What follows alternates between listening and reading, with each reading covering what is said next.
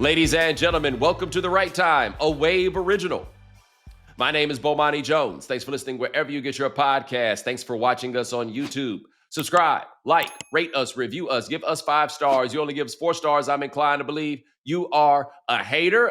We have got the Monday Night Football game, Packers, Eagles to talk about.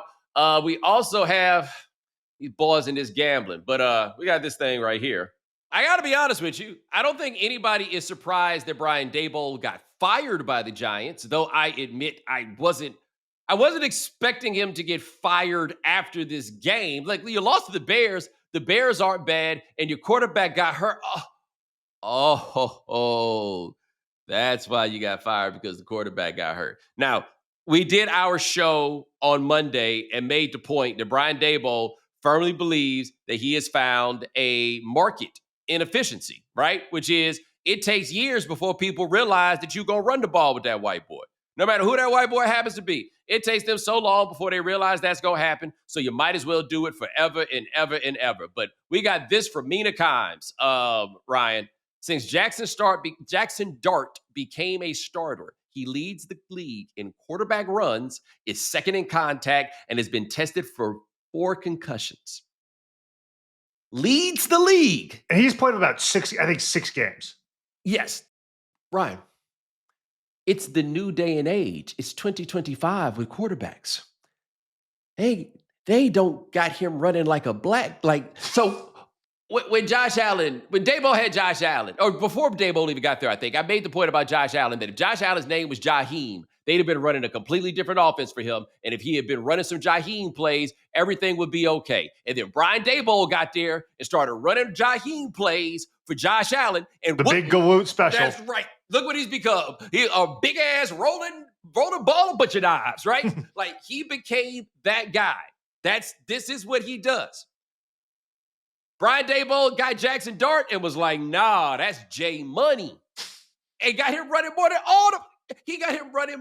than all the dudes. Now look, Lamar Jackson hasn't been playing. Kyler Murray hasn't been playing. Jane Daniels hasn't been playing. Yeah, he doesn't have the same competition. I understand it. But at the same time, that is crazy. And what 4 concussions.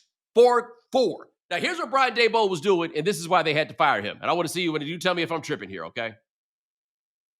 The reason you got to fire these coaches if you're going to make the quarterback transition, which is what they did here, is that you make the transition with the quarterback, you keep the old coach. 9 times out of 10, the old coach knows his job is on the line, right? Like there is an understanding there, especially if the guy's been there for a while, okay? You get this going or you got to go. All right, that's what Brian Daboll knows. But Brian Daboll knows that get it going means winning games. Right. That's how you keep your job. But it's not really your job because you're trying to save it, right? You've already lost. When you have to do something to save your job, you have lost your job, and now you are trying to get your job back. So you have a job that is not actually your job. What I am saying is Brian Daboll has been treating the New York Giants and Jaxson Dart like a rental car. Right? I just cheap gas. I got to hurry up and get there. Take that bitch over the curb. You know what I'm saying? Like he's bumped into so many different things. Why? Because we running late. That's why. And it ain't my car. Right? I mean, if they say I can keep it, I will. But this isn't actually my car. And the Giants were like, hey, wait a minute. Why are we letting this motherfucker drive our car? Yeah. That's my car. And look what he's doing to my car. They have come, they have found their car, and it is dented all over the place. And they're like, hey, you got to bring that car back. They called the repo man on that car. Bring that shit back. It's a lease, right? Right. He has no actual sense of ownership in that car. If he had bought the car, that'd be one thing. Nope. He leased it, and he treated it like that. And they say, hey, man, go bring our shit back, man. Go get it and go bring it back. And now Brian Daboll doesn't have a job. Right. Now, could you please make the point that you made to me coming in here about how Brian Daboll got here and what he turned into? So I'm going to read a couple paragraphs from the ESPN story, kind of down towards the bottom. The hot-headed coach had a rocky 4 years with the Giants filled with incidents that included an ugly split with defensive coordinator Wink Martindale after the 2023 season and a $100,000 fine earlier in the year for approaching the blue medical tent while Dart was being examined for concussion. Joe Shane, at one point along the way, had to monitor the coaching headsets to evaluate the coach's communication. Daboll also flipped a tablet at former quarterback Daniel Jones and replaced a good chunk of his staff over the past years. Translation, he was too much of an asshole for a tackle football coach. This is correct. Now, I just Googled something, and it said that Brian Daboll is 6 feet tall, and I don't believe it. Yeah, I think he's 5'10" and a half. Yeah, I need to see him lined up against some people, because this is all. And you've seen some of those clips of like watching during the game where he points on something at the table, and he just talks to people like they're morons, right? That just flat out, and it's kind of like, hey, yeah, but you're right. The GM of a tackle football team was like, hey, I gotta keep an eye on what this guy. You need to watch your language, sir. He is burning people out, and hold on. His record as a head coach is 20, 40, and 1. And this is the way that he's out here talking to people. He got the big galoot on track, and he parlayed that into, hold on, let me make sure I get this number right. Oh, wow, it felt like he'd been there longer than this. This is only year 4. Right. This is only year 4, but they were just like, he's going to kill. In the last three seasons, I think he was 11-33. Yes. They said he's going to kill Jaxson Dart. Right. And by the way, helps nothing that Daniel Jones has been on fire, or at the very least is quarterbacking a team that's going to make the playoffs. They might be the 1 seed. It's really on the board. And now the Giants, who second generation ownership, man. Like, people don't think about this. Wellington Mara died, and then this John Mara guy's got the team, and he doesn't seem to be good at this at all. No. Like he doesn't. And this is across the board, man. The only team I can think of that gets better when the second generation gets the team was actually the Steelers, but that's because Generation 1 Rooney was just a little bit too busy breaking the law. You can look it up. I'm not making this up. He was, I think the word racketeer is what was going on there. The second generation guy was like, hey, I think I'll pay attention to football. And then there were some steroids. But anyway, this is where the Giants, like, you and I were just talking about this, Ryan. They're the Jets. Right. And they've been the Jets for 10 years. All right. So let's think about this. The last time the Jets went to the playoffs is 2010. The Giants have been to the playoffs a couple times since then, but they won that Super Bowl in 2011. And then it's really, I think, been to the playoffs 2 years since then. I think they had one playoff. Daniel Jones had one playoff win. Yes, the game in Minnesota, and then they had the boat. Remember when Odell and the boys was on the boat? Right, with Trey Songz, and they was wearing no shirts and wearing jeans on a goddamn boat. Yeah. Like, that's it. That's what it's been. I've been here 8 years, man. 8 years. There's been, I think, one good football team in the 8 years that I have lived in this city. And that team was quarterbacked by Daniel Jones. It was quarterbacked by Daniel Jones. So how good was the team actually? Because they beat a team that was quarterbacked by Kirk Cousins. By the way, they are really... There's no way he's 6 feet tall, is there? There's no way. No, and I bet, like, when he really gets mad and nobody's around, I bet that shit is hilarious. Like, his face get all red. He's one of those white people that can turn all those different colors. That's what I'm saying, and it goes all the way to the top. Right. And, I mean, yeah, dog. I just didn't, the Giants, I just love that the Giants woke up and was like, yo, we got to get him out of here before he messes something up. Yeah, I mean... And there's nothing like, messing up the quarterback, not winning games, and being mean to everybody at work to really be the trifecta of trying to keep your job. Yes. No, but I think everybody needs to learn that lesson. Like this Eberflus with the Bears last year is another sort of situation. This is going to happen if you turn it over. And then once you turn it over, what's going to wind up happening? Now you wound up stacking up on that list of this quarterback has had this many offensive coordinators in this many years, right? Like, all those things are going to start stacking up. No. Chances are, I guess what you're making, you know what it comes down to? And this is where people get themselves in trouble, okay? This is what it comes down to. They're getting caught in this idea about whether or not somebody deserves to have their job or not. Now, you can make the argument that the Giants left Brian Daboll with Daniel Jones, right? Okay, Daniel Jones got hurt or whatever, and it would be unfair to fire Brian Daboll under those circumstances because he didn't have his quarterback. but you decided to go get another quarterback, a quarterback, by the way, that other teams actually wanted and believed that there was still something left with. But Brian Daboll, even if Daniel Jones hadn't got hurt, he got cut. That's right. He got hurt, then he got cut. My fault, because they stopped playing him because they did not want to have to pay like the injury guarantees. So you're taking a guy who couldn't get it done with one guy, and then you give him the chance to do it with another guy, and then you realize you can't do that because he's treating him like a rental car. Nah, man, unless there's something incredibly unique going on with the circumstances and the situation. Chances are, if you got to go get the new quarterback, you're going to need to get the new coach. Now, hey, maybe it's Don Shula drafting Dan Marino, Maybe. right? Right. You could wind up in that situation, or the reasonable transfer of power that often happens with quarterbacks. But on this, you knew there was a very good chance you were going to fire him. Fuck deserve, fire him. Can I go through the Giants head coaches since Tom Coughlin? Hold on. I'm going to try. Yeah. Let me roll with you. Ben McAdoo. 28 games, 13-15. Pat Shurmur. 32 games, 9-23. Do we now go straight to Brian Daboll, or is there one in between? Joe Judge. Oh, wow. I forgot that happened. 10-23. And then we get to Brian Daboll. Then we get to Daboll. Remember that time that Brian Daboll got the interview with I think it was the Giants, and Bill Belichick sent a text to Brian about Brian Daboll getting that job with the New York Giants. And it was the wrong Brian. Except he sent it to Brian Flores, and Brian Flores said, "Coach, did you mean to send that to Brian Daboll or Brian Flores?" And Belichick was like, "My bad." You want to do Jets coaches since you've lived here? Since I've lived here, okay. Todd Bowles was gone by 2017. Todd Bowles was here. You did 1 year of Todd Bowles. I got a year of Todd Bowles. I've got Adam Gase. 9-23.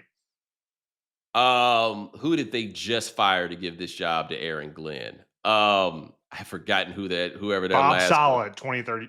That sure did happen. And then they fired him in the middle of the year. Yeah. He had the best record out of all of them. He did. I mean, the thing is with the Jets, we always just say, hey, they're the Jets. We have to start saying that about the Giants. Correct. Right? Like, it's amazing who we do and do not cut slack for that, by the way. For example, before Matthew Stafford turned into apparently the best quarterback in the league, and he had those stretches of being mid, the way mid was intended with the Lions, and everybody just blames the Lions. Like, yeah, those terrible Lions giving him Calvin Johnson to throw to. Yuck. Right? Like, we all, like, it's here and there where we pick it up. But the Giants, I mean, I tell you this, go ask a Giants fan if they'd rather root for the Lions right now. That's what I thought.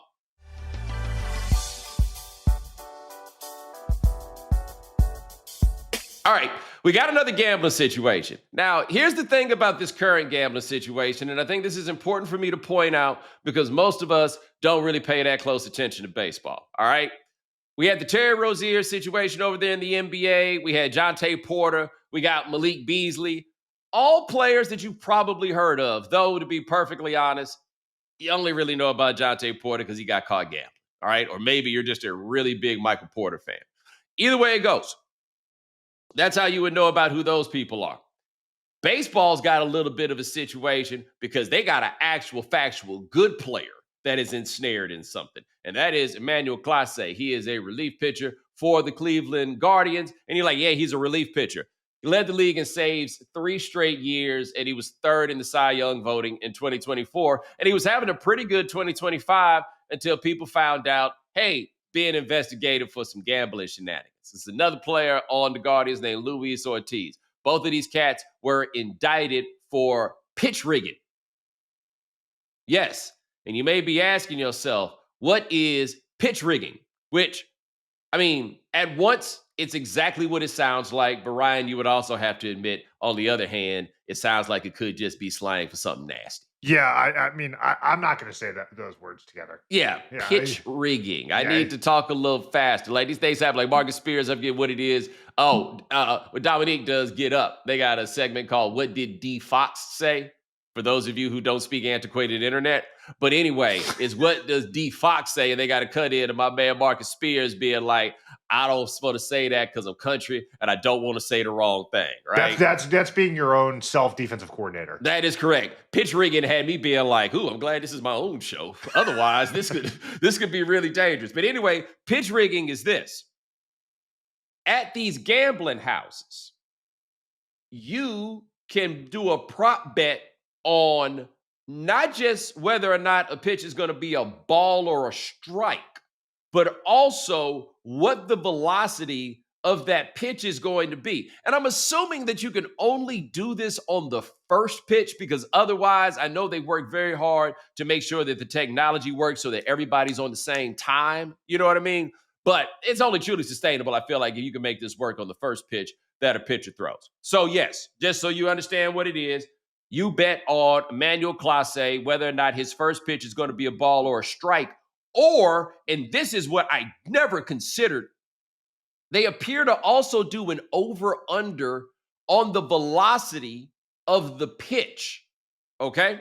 So you can bet on whether or not the pitch is going to be a ball or a strike, or over-under, we'll call it 93 miles an hour on the pitch. These are things that you can bet on, all right? And so what the accusation is that Clase was intentionally throwing balls and then call it a slider off the top rather than a cutter off the top rather than a slider. And then there were people who were betting on this. And very important detail, Clase was also giving people money to bet on this for himself, right?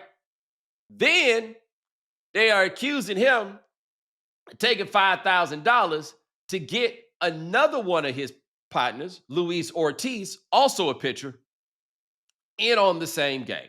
Now, I have to be honest with you. When I first heard about the story, all I heard about was the $5,000. And I was like, brother, if you risked it all for $5,000.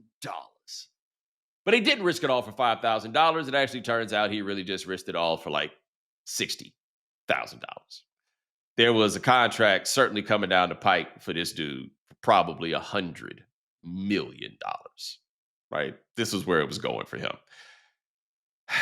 But then this happened. Okay.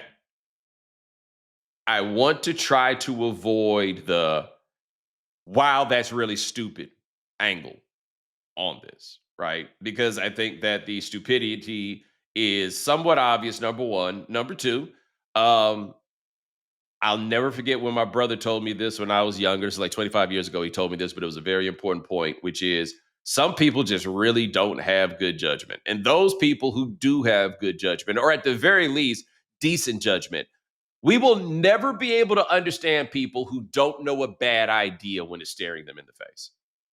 You know what I mean? Like, never. We're never going to be the same people as those people where we can look at it and be like, oh, wow, that guy obviously could not tell not to touch that blazing hot stove.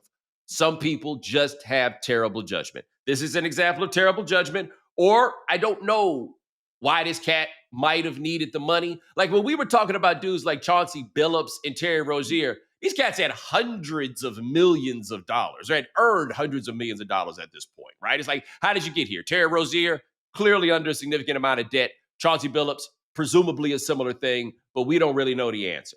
This cat right here been making $3 million a year in baseball so far. And that isn't as much money as it sounds like. And this is what I mean when I say it isn't as much money as it sounds like. Most people who get to a place of making like $3 million have been making money along the way. And so you've built up and you've bought all the stuff that you need. And then these millions of dollars kind of become gravy. Maybe you buy a bigger house or whatever it is. If you starting from zero, and I don't know anything about Emmanuel Clase, right? Like he might be the Fresh Prince of Santo Domingo or wherever he is from the Dominican, right? His people may have all the paper. I have no idea, okay? If I had to guess, I would not assume that he comes from bread.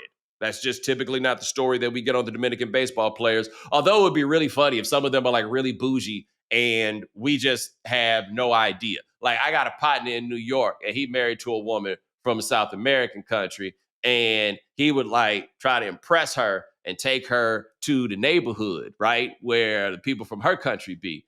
And she had to explain to him that, hey, man, while it is cool to be around my people, I'm a little fancier than this. You know what I mean? Like they're like in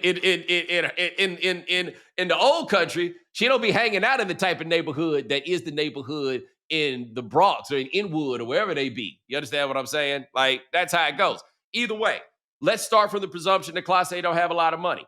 Let's then say that he's been making $1 million a year, couple $1 million a year. Like I looked it up, he ain't really hit for the big score yet, right? How much of that money is going back to the crib?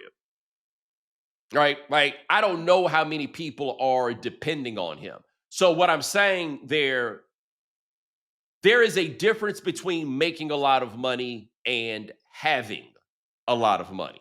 And it is entirely possible that Class A is a person who has a lot of money. And therefore, an extra 60 G's, might be a thing. On the other hand, Ryan, I believe they said that the other people in this plot were making like upwards of 6 figures in this, like the people that were behind him. I feel like Class A should have got his agent involved. Right. In this. I don't think he's getting a big enough like split off of this. For sure.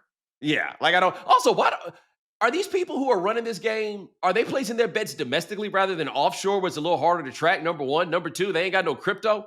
Okay, now I'm out here criticizing them for being stupid. Go ahead.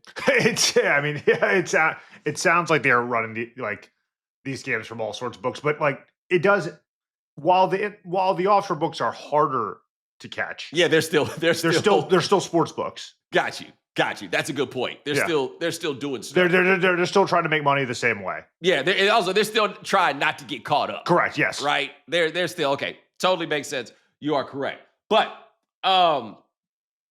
what struck me about this story was the idea that you could bet on how fast the pitch was.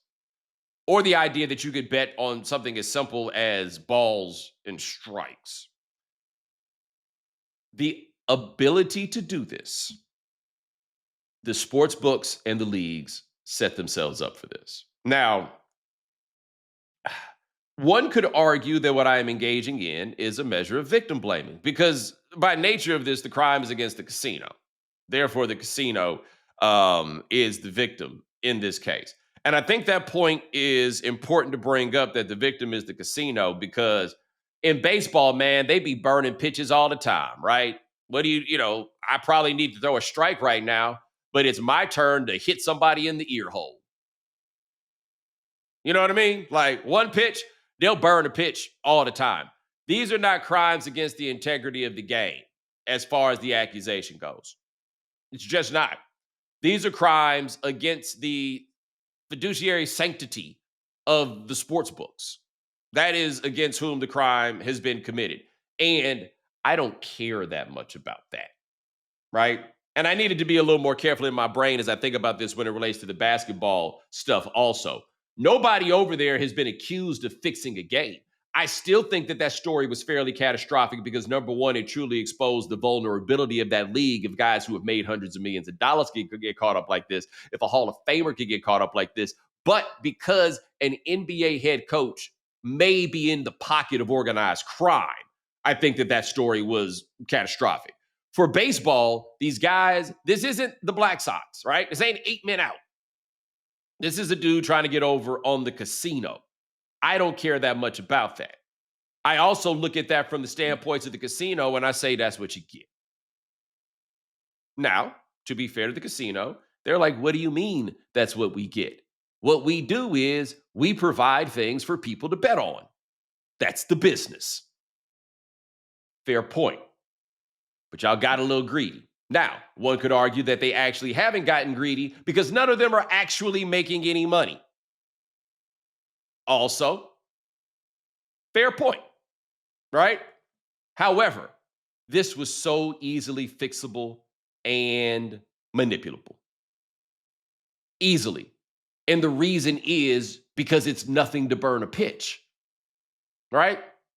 And number two, I decided to throw a slider instead of a cutter. My prerogative, baby. Right. It's not fixing a game or even, with what Terry Rozier was accused of doing. right, was essentially faking an injury. Yes. Was like betting an injury and saying like, I twisted my ankle and I only got 2 points instead of 8 or whatever. Right. Like that has a cost to your team. Right. Like, but I also still say on that front, it has a cost to your team. Terry Rozier could get away with that, but Bam Adebayo could not. Correct. You know what I mean? And Right. so how much Terry Rozier actually swings the game? Shit, sometimes his coach might be glad he ain't playing. Yeah, exactly. You know, that's the best thing to ever happen to us, right? Yeah, addition by subtraction. Right, but he had no financial incentive to directly affect the outcome of the game. Right. Right. And so that makes it a little bit easier to encourage such behavior. In this case, there's nothing really to stop anybody from doing this. Right. The only thing that's really going to stop somebody from doing this is the fact that you might get caught. And what we are learning is that doesn't truly dissuade as many people as we would like to think. I'm going to get caught, or maybe you won't.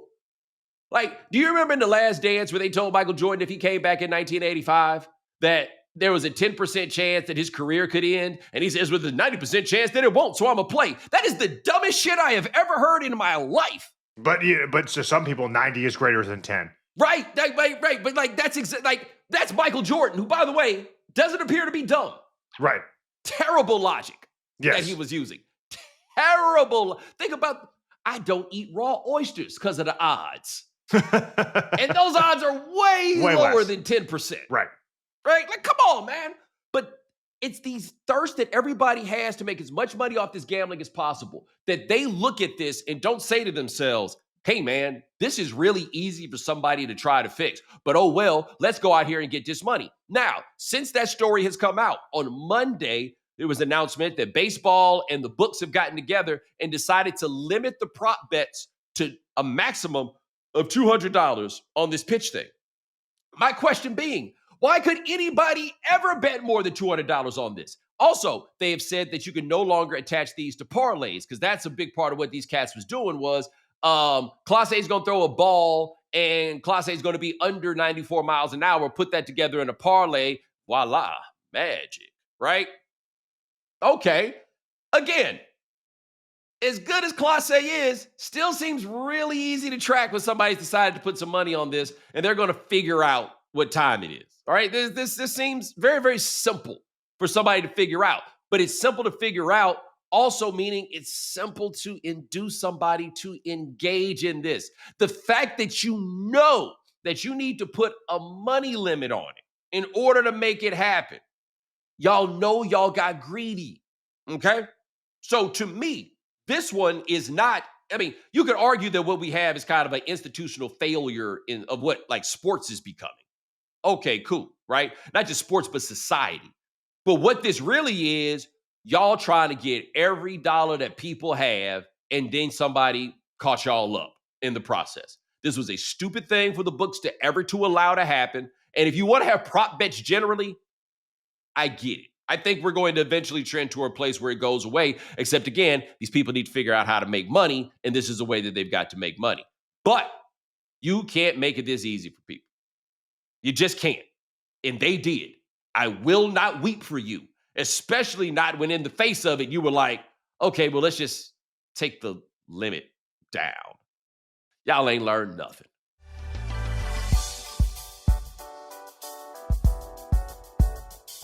What if you could consistently find whatever it is you're looking for right away? We're talking everything from parking spots to holiday gifts to jackets or jeans that fit perfectly. Imagine how much time you'd save. While you may never instantly find these things, if you're hiring, you can find qualified candidates right away, time and time again with ZipRecruiter. And today, you can try it for free at ZipRecruiter.com/Bomani. ZipRecruiter's powerful matching technology works fast to find top talent. With ZipRecruiter's advanced resume database, you can unlock top candidates' contact info instantly. Want to know right away how many qualified candidates are in your area? Look no further than ZipRecruiter. 4 out of 5 employers who post on ZipRecruiter get a quality candidate within the first day. And right now, you can try it for free at ZipRecruiter.com/Bomani. Again, that's ZipRecruiter.com/Bomani. ZipRecruiter, the smartest way to hire.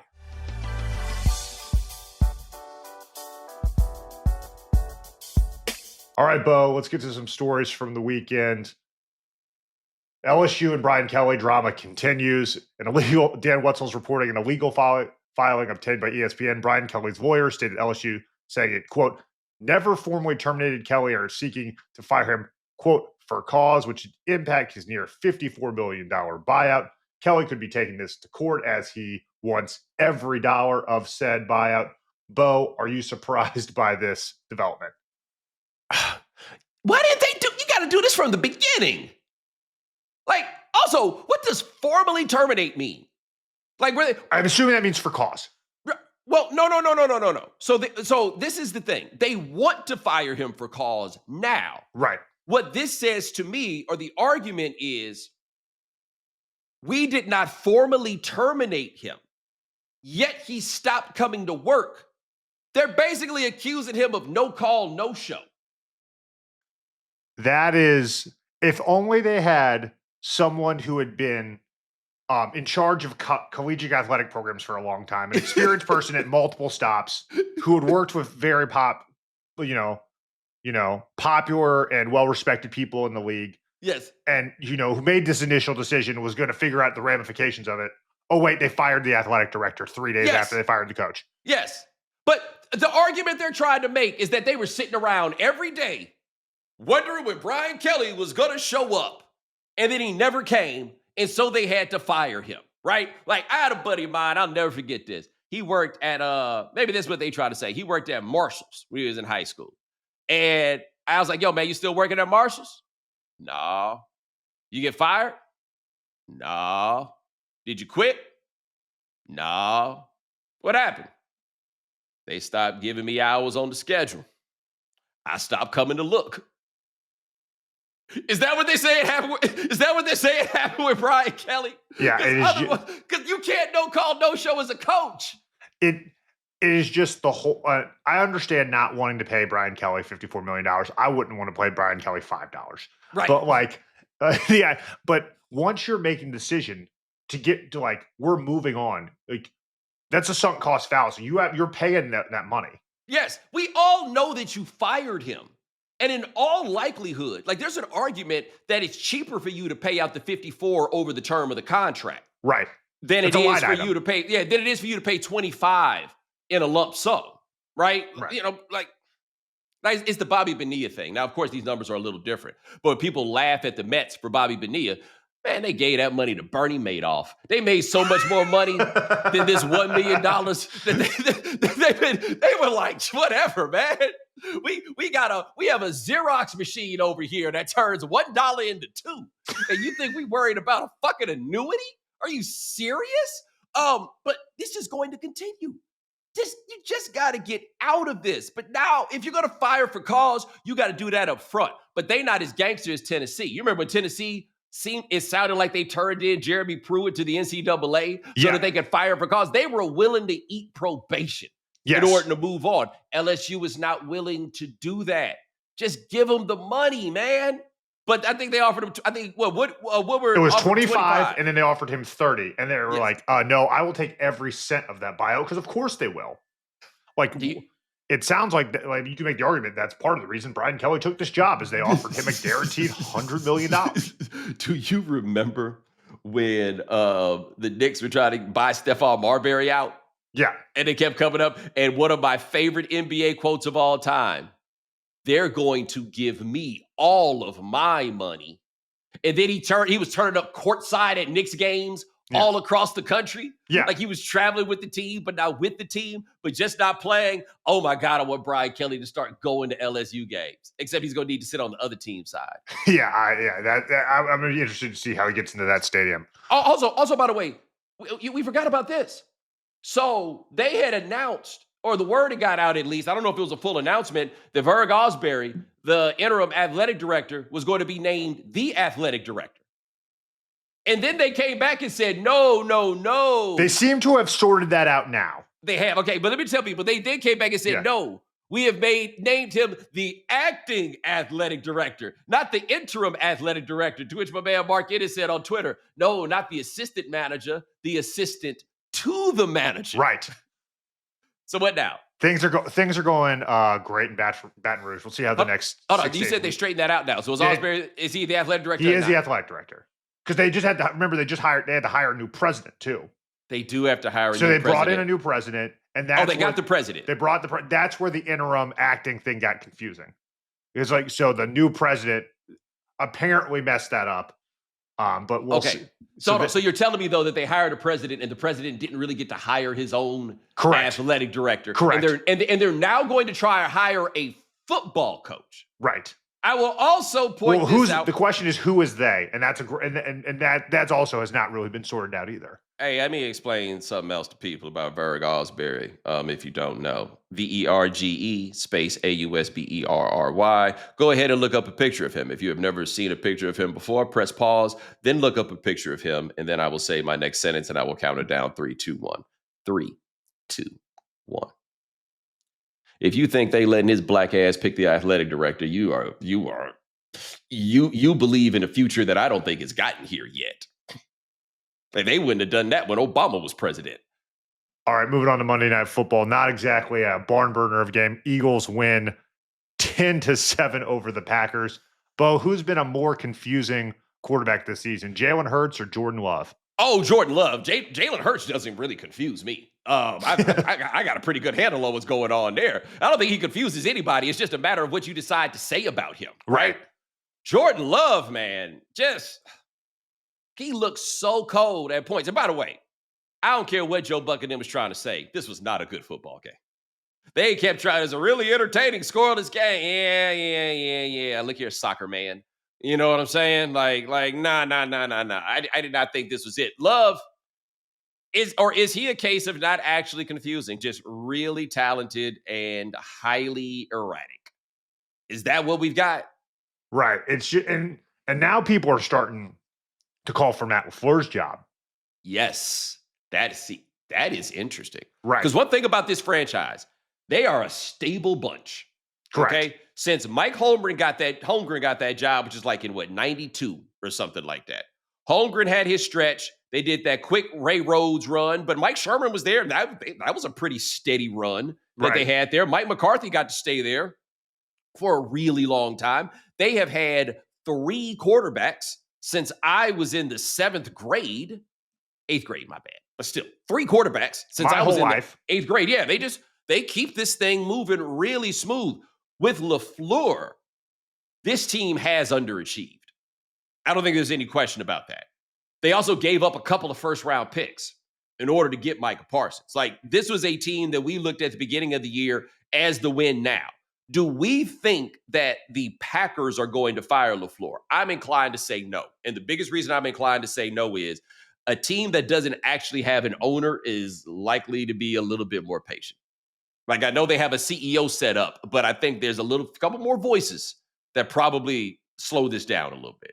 And LaFleur is in the Mike Tomlin zone of if he got fired, he would have immediately. People would fire their coach to hire Matt LaFleur immediately. And I don't know about you, but I don't feel like the problems that they have, and we'll need to trust the people that eat the film a little bit more, but the problems that they have seem to me to be much more about the play of the quarterback than the way that the quarterback has been coached.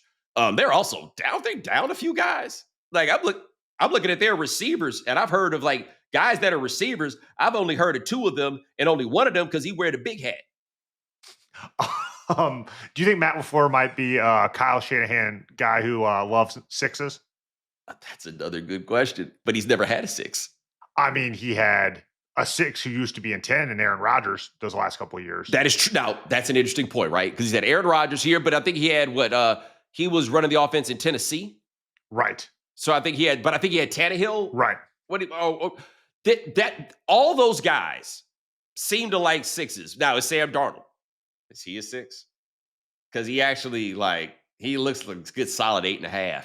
Well, I'm going to tell you, sometimes when you're 6 and you're 6'2", you become an 8. If you're a 6 and you're tall, it's a fair point. Yeah. It's a fair point. But the thing is this: everybody in their division is good. Right. I think that they have a chance to turn this around. Right. Like they're 5-3-1. I think they probably finish second in that division to America's team, the Detroit Lions. And then win a playoff game and everything's all right. Right. And finally, speaking of people who might lose their job, Tim McMahon from ESPN is reporting that Nico Harrison is now a firing of when, not if. They might make that decision in the midseason. Bo, are you surprised? All right. I was kinder to Nico when this trade was made by most people. And by the way, let us never forget how amazing it was for all of us to wake up and be like, what? Yeah, that was a great content day. That is like the most shocking sports news, I think. Because it happened in the middle of the night. Happened in the middle. I told you, man, our boss, TD, sent me that text. It was like, because I woke up at 4 o'clock in the morning. I was flying, catching an early flight. And he sent a text talk about, the Luka for AD trade. I was like, who the hell is AD? Because there's nowhere in the world you're telling me that Luka Doncic and Anthony Davis are in a trade. Yeah. Like, what are you talking about? But anyway, I was kinder to Nico when that trade was made than most people. But I said on that day that trade was going to get him fired. So no, I am not surprised. I am surprised how bad they are this year. They're bad. They put together a very bad roster. And it's just one of the things, like, can you imagine going to work when everyone's chanting fire Nico the whole game? Yeah. See, so here's what I say. I don't think that this is a very bad roster. But without Kyrie Irving, it is obviously an ill-fitting roster. The big thing that happened to them was the version of Anthony Davis that showed up. Look, this is what Nico needed. Nico needed people from the Lakers to say that they traded Anthony Davis because he was lazy. Right? Because that's what they did to Luka, and he's over there looking like Arnold Schwarzenegger or just some other Eastern Central European type of swole man, right? He don't look really swole, but you know what I mean. I told you that was going to happen too. Best shape of his career was guaranteed from Luka, all right? And now him and his merry band of Europeans of all stripes, they got him, they got Austin Reeves, they got another white dude too, LaRavia. Yeah, and they just won 6, and they've won 6 of their last 7. Right. Like they over there doing it. Anthony Davis came in looking like Stanley Roberts. Well, not exactly Stanley Roberts. That's going a little bit far, but it was a lot more. And remember what he tried to tell us? He was like, oh, yeah, I just like to come in a little heavy because then otherwise I start getting into shape and then I lose too much weight. Did he ever lose the weight? Yeah, he looks puffy. He looks puffy. Keep those words in mind because that is exactly how he looks. He looks puffy. So, no, I am not surprised that Nico's going to get fired. They hate him. Like, there's just no way around it. There's literally nothing that he could ever do to make them get over the fact that he traded Luka Doncic. Look, man, rest in peace to Lenny Wilkens. Lenny Wilkens died a couple of days ago, former NBA coach, former coach of the Atlanta Hawks. And I saw my buddy David Dennis had gone on TV and he had done something about Lenny Wilkens and he was talking about his legacy in Atlanta because David lives in Atlanta, but David is not from Atlanta. And you'll understand why I make that distinction in a second. So he says about Lenny being a good guy, and they ran a very flattering quote from Dominique Wilkins about Lenny Wilkens and everything else. And he was like, that is Lenny Wilkens' legacy in Atlanta. That is not true. Lenny Wilkens is the dude who traded Dominique. And I realized that after the news came out that he had passed, and I watched David Dennis's segment, and my brain is just screaming, he traded Dominique! It's been 31 years, and the man just died, and he doesn't seem to be a bad dude. And all I could think about was, you traded Dominique. Nico, you traded Luka. And look, they might fire him in the middle of a game, WWE style, in front of everybody. They go trick him. Like, you know how it is when they be having people come out to mid-court and then they bring back their families from Kuwait or Afghanistan or one of the places we be bombing. You know what I'm saying? They might have Dirk come out and hit him with a steel chair. This is you traded Luka. And look, as much as cats like me who grew up rooting for Atlanta sports for all that time, like how we love Dominique, we are not white and neither is he. The black people from Dallas, they're a little salty about this. They think it's stupid. White people from Dallas, and not even just from Dallas, some of them from Oklahoma, because they used to root for Dallas before they had their own team. Bruh, no, I don't know how he thought this was going to end, right? He's like, hey, we're going to see. No, you're going to get fired. So I don't really understand why it is that they are waiting. Go ahead and get that done right now. What will be done eventually should be done immediately. So as soon as he made that trade, they should have been like, hey, okay, we press send on the trade. And let me get your ID, buddy. Go ahead. Yeah, like as soon as he made that trade, they should have been like, yeah, go ahead and make the trade. Don't forget to bring your laptop and your key. Now, of course, I guess that means they could have stopped him from making the trade also. But damn.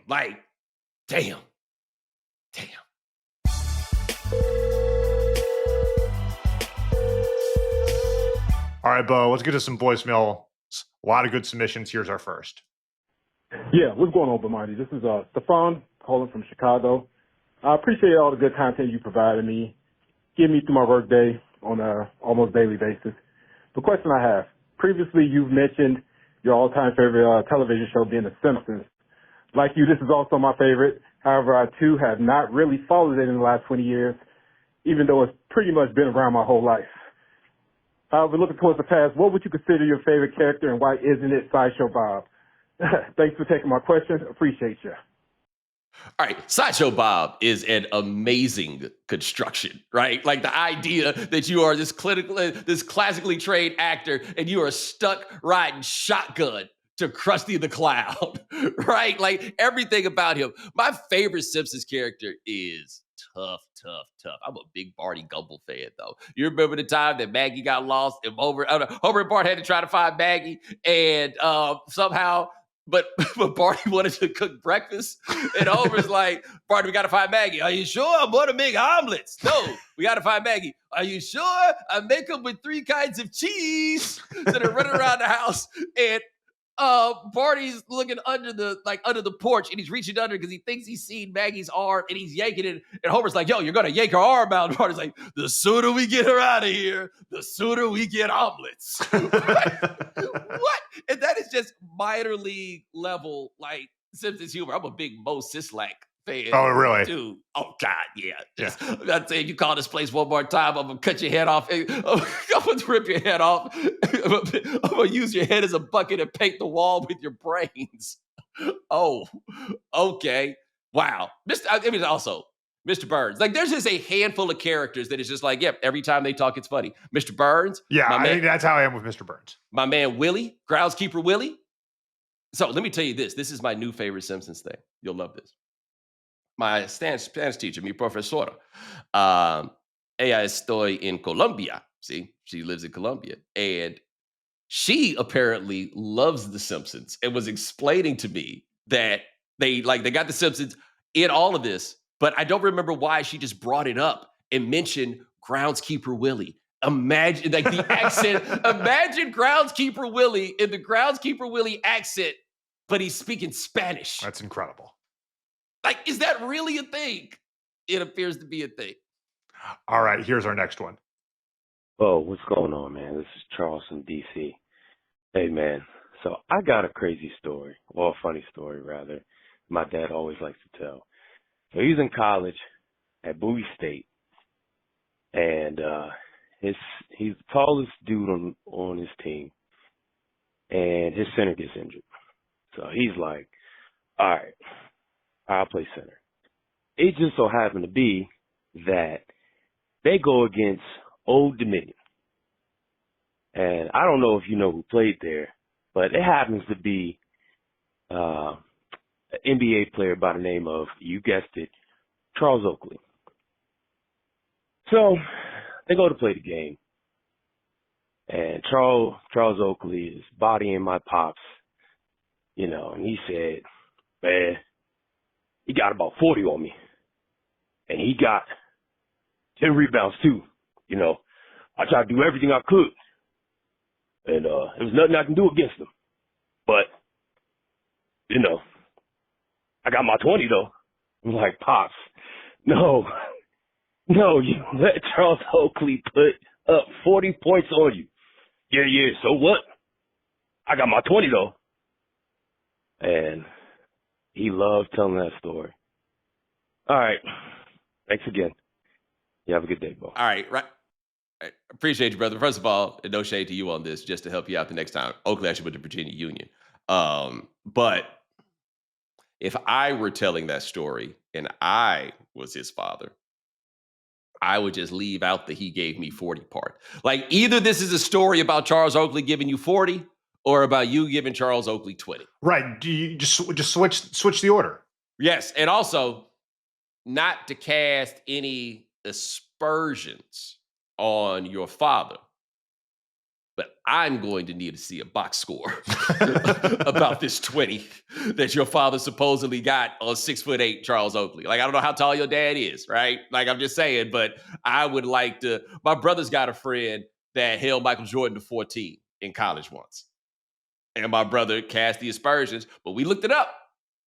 He held him to 14. Now, granted, it was before the shot clock, but he did hold him to 14. I would love to see that the like shot chart of Charles Oakley. It's just dots right around that yes. rim. Yes. I also don't imagine, by the way, that Charles Oakley just letting you get 20. Right? Like, I especially with what the rules were 40 years ago, that seems like clothesline time. I'd also like to take a moment, as I went to the Charles Oakley wiki page while we were here, to read a section that I didn't know existed called Coaching in Businesses. On December 26, 2010, Oakley was hired as an assistant coach for the Bobcats under then head coach Paul Silas. And holy shit, I wish I had known that was going on at the time. Oh, okay. He only stayed on that job for about a year. But I can't think of anything more terrifying than Charles Oakley and Paul Silas as the same coaching staff. I bet they was on time every day. Yeah, talk about a tag team. Oh my God. Like, each of them could win a handicap match. And both of them love to fight people. Love to. Good gracious. But this is why I stopped on it. Oakley owns several commercial enterprises, including Hair Solutions and Nails, etc. in East Cleveland, Ohio. He's from Cleveland. Salon started with seed money from Oakley and run by his sisters. It's a good dude. Now, let's get to a couple of things that seem a little bit more Oakley. Actually, before we get there, Red, the steakhouse, restaurants in Cleveland and South Beach. And I got to say, I do not think of Charles Oakley and the steakhouse in the same sentence, right? Like, you want me to go there? I bet there's a big old picture of Michael Jordan in the front. But these are the businesses that seem more in line. All right. Oakley's Car Wash, Oil Change, and Detail Centers in Brighton Beach, Brooklyn, and Yonkers, New York. Yep. That sounds like Charles Oakley. And Oakley's Wash House, a combination car wash and laundromat founded in East Cleveland, Ohio, overseen by his sister Carolyn and his mother Corrine. And let me tell you something. That's how you know that all them Oakleys is gangster. Because you don't want to mess with whoever run the car wash. And his sisters run the car wash. You know who else runs a car wash, Ryan? I'll give you a hint. We did not talk about him on our last show. Copy. Got it. Got it. You know what I'm talking about? Yes. That boy Harv. Yes. All right. Here's our last voicemail. Hey, Bo. This is TJ from Illinois. I was just calling because I had a story not about me stealing, but about a coworker of mine. When I was 18, 19, I worked at a Taco Bell. And so basically the scam that employees that would run, not me, but other employees would run is they would know the prices of things on the menu. And so when you pulled around, they would know the price. So you'd go up there, tell them your food order. They know what the price was. And then they would say you that the credit card machine was down. And then they would just tell you what the amount was. You had to pay cash. But what they were doing was, because they knew the cash, they'd never put it in the computer, and they would just keep the cash or whatever. So this has been going on for a while. Everybody kind of knew what was going on. That was an employee, but not management. So it ended up being found out because, of course, someone got mad at somebody else, and so they told. And so when the big manager came to town or whatever and was asking questions, of course, people started snitching or whatever. So one of the people that I work with wanted to save their job, so they told on the main person with this. And so when it came time for her to ask about the thing, of course, he denied it. So lo and behold, when she went to go and walk around the thing, he reached in his pocket. Why the cash fell out? So, of course, that started all the questions or whatever. And so she informed him, this gentleman, like, you are no longer an employee of this Taco Bell. So whenever he went through this, started hemming and hawing and crying. And then so his final solution to keep his job was to ask her, like, do you have any way in your heart for forgiveness or whatever? And so her answer to this story was, well, I can't forgive you. Maybe when you get to the pearly gates, the Lord will forgive you, but I have no forgiveness for you. I just wanted to share that with you or whatever. Been a long time listener. Appreciate everything you do. Have a great day. Hey, man, I appreciate you, brother. And I have worked at a place where a similar thing has happened. Have you ever heard the phrase, quit while you're ahead? I suggest another one in that case, which is quit before you go to jail. Can I keep my... Nah, brother, that was a felony. You needed to get up out of that Taco Bell pronto, right? And anybody else that was engaged in those shenanigans needed to, like, you could decide how bad you wanted that last check, but you needed to not come back to work. You was really chancing the fates on that one. Ooh, especially in the credit card era, because you got to have a whole different level of premeditation. You know what I mean? Also, by the way, the best character on The Simpsons might actually be all the stuff in the background. Right. Have you seen the one? And this is actually New Simpsons. And I saw somebody send a clip of it. It's a sign in front of a store. It says, Reed's Seed and Feed, formerly Chuck's. Take your time and think about it, ladies and gentlemen. Write it down if you must. But ladies and gentlemen, thanks so much for joining us here on The Right Time. We do this here 3 times a week. Ryan Brumley headed things behind the scenes. Thank you, sir. Remember, hit our voicemail line, 323-596-7767. It's your world. We'll talk about what you want to talk about. Subscribe, like, rate us, review us, give us 5 stars. You only give us 4 stars. I'm inclined to believe you are a hater. We'll talk to you guys in a couple of days. Take it easy.